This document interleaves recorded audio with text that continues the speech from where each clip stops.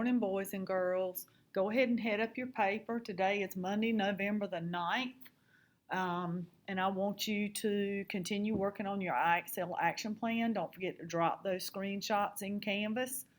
And your learning target for today is I can divide whole numbers and express the quotient with a remainder.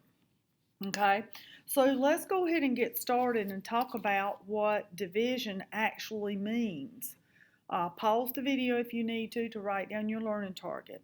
But you've learned about division your entire life when you were in probably some of the lower elementary grades when you had to share. That was dividing. Okay, so let's suppose you have 18 cookies and you wanted to divide them amongst 3 friends. Okay? You have 18 cookies, you want to divide them amongst 3 friends. Okay? So 18, you're going to divide among 3 friends. So each friend gets 6 cookies. Okay? Each friend gets 6 cookies. By the same token, suppose we still have those same 18 cookies and we want to split them up into 3 bags, okay? How many cookies are going to be in each bag? Well, each bag will have 6 cookies, okay? Now, those are nice, round, even numbers, which is great, but things don't always work out that way. Let's look at this example, okay? A pizza has been cut into 16 slices. Here's the pizza, okay? 5 friends are going to share that pizza. 5 people are going to share these 16 pieces, okay? So, how many whole slices will each person get? Well, we know they can all get 1 piece. That only takes care of 5 pieces, right? Okay. That only takes care of 5 pieces. So we still have 11 pieces to go. So let's have everybody have a second piece. So that takes care of 10 pieces. Okay. Can everybody have a third piece? Well, let's see. 3, 3, 3, 3, and 3. So what have you got left with? Well, you're only left with 1 piece of pizza. So how many pieces could each person have? Well, each person could have 3 pieces. Each person would have 3 pieces. How many pieces are left over? Well, 1 piece is left over. So let's go back. 16 divided by 5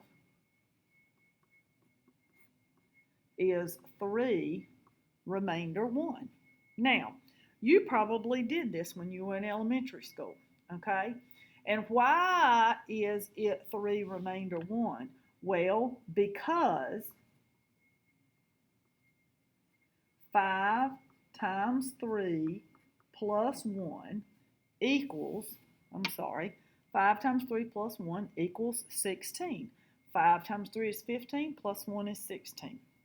Because division is the inverse of multiplication. Okay? And it undoes, just like addition and subtraction are inverses of each other, division and multiplication are inverses of each other. So let's look at another example. 40 divided by 7, okay? 40 divided by 7. Well, how many times does 7 go into 40? Well, 7 times 1 is 7, 7 times 2 is 14, 7 times 3 is 21, 7 times 4 is 28, 7 times 5 is 35, and 7 times 6 is 42. Now, all I did was rattle off the multiples of 7, okay? And I had to stop with 35, because if I went up to 6, I had to stop with 5. Because if I went up to 6, that would be 42, and that would be too much, okay? So 5 times 7 is 35. 40 minus 35 is 5. So my answer here is 5, remainder 5. Okay? 7 times 5 plus 5 equals 40. 7 times 5 is 35, plus 5 is 40. Okay? All right, let me slide that over so you can see. Okay, now our standard says you're going to have 4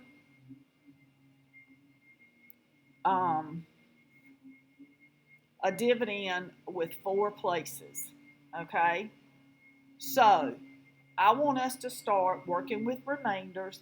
As we progress through this, we will go through and incorporate decimal remainders, and we will incorporate those